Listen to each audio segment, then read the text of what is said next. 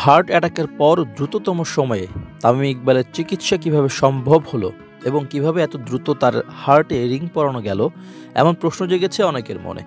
সামাজিক যোগাযোগ মাধ্যমে এ নিয়ে চলছে আলোচনা।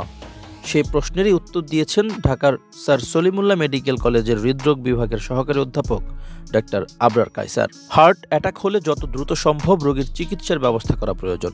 এনজিওগ্রাম করিয়ে রোগীর আক্রান্ত রক্তনালীতে রিং পরিয়ে দেওয়া প্রক্রিয়াটি সম্পন্ন করতে আদতে খুব একটা সময় লাগে না, যদি রোগীর জটিলতা অনেক বেশি না হয়।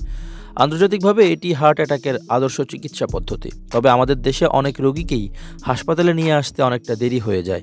সব হাসপাতাল বা ক্লিনিকে এনজিওগ্রাম বা স্টেন্টিংয়ের ব্যবস্থা নেই। তামিম ইকবালকে অ্যাম্বুলেন্সে নিকটস্থ হাসপাতালে নেয়ার সময় মোহামেডানের ট্রেনার ইয়াকুব চৌধুরী তার বুকে পাঞ্চ করেছিলেন বলে জানা গেছে। জরুরি মুহূর্তে এই কাজটি রোগীর জীবন বাঁচায়। হঠাৎ করে কেউ কোনো সাড়া না দিলে দ্রুততম সময়ে কার্ডিও পালমোনারি রিসাসিটেশন সিপিআর শুরু করতে হয়। বুকে পাঞ্চ করা এই প্রক্রিয়ারই অংশ। হৃৎপিণ্ড নিঃসাড় হয়ে গেলে সিপিআরের মাধ্যমে তা আবার সক্রিয় করার সম্ভাবনা থাকে। সফল সিপিআরে এভাবেই রোগীর জীবন বেঁচে যায়।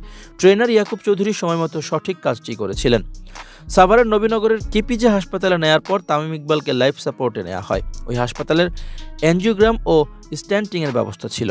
দ্রুততম সময়ে হৃদরোগ বিশেষজ্ঞ মনিরুজ্জামান মারুফ সেখানকার প্রশিক্ষিত দল নিয়ে এনজিওগ্রাম, এনজিওপ্লাস্টি ও স্ট্যান্টিং সম্পন্ন করতে পেরেছেন। শেষ খবর পাওয়া পর্যন্ত করোনারি কেয়ার ইউনিটে নিবিড় পর্যবেক্ষণে রয়েছেন তামিম ইকবাল। জনপ্রিয় ক্রিকেট তারকা তামিম ইকবালের এই ঘটনা থেকে আবারও এই সত্য সামনে চলে এলো, জীবন বাঁচাতে সিপিআর শিখে রাখা উচিত সবারই। আর এর জন্য কিন্তু মেডিকেল পেশার সঙ্গে সংশ্লিষ্টতার প্রয়োজন নেই। এই প্রশিক্ষণ নিতে পারেন যে কেউ, তাতে আপনজন সহ চেনা অচেনা বহু মানুষের জীবন বাঁচানো যায়।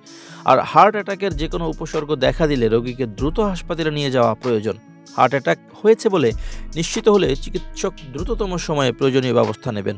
উন্নত চিকিৎসার জন্য দূরে কোথাও রওনা হওয়ার চেয়ে নিকটস্থ যে হাসপাতালে এনজিওগ্রাম বা স্ট্যান্টিংয়ের ব্যবস্থা আছে সেখানে চিকিৎসা নেওয়া ভালো সিদ্ধান্ত। তাতে মূল্যবান সময় বেঁচে যায়, বাঁচে অমূল্য প্রাণ।